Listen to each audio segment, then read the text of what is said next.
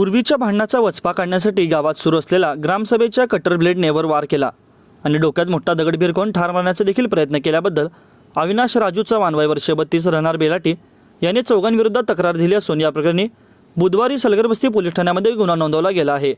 भिवाजी वावरे, महादेव वावरे, गजानन वावरे, प्रभू राठोड, राहणार बेलाटी, तालुका उत्तर सोलापूर अशी गुन्हा नोंदवलेल्यांची नावे असून फिर्यादीत म्हटले आहे की यातील फिर्यादीची बेलाटी येथे शेती व रांगोळीची कारखाना आहे।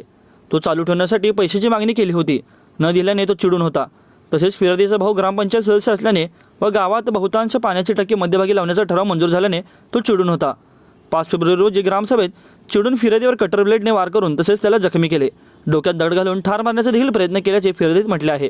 यानंतर जखमींवर शासकीय रुग्णालयात उपचार करण्यास येऊन सलगरबस्ती पोलीस ठाण्यामध्ये फिर्याद दिली असून अधिक तपास सहाय्यक पोलीस निरीक्षक चव्हाण हे करीत आहेत।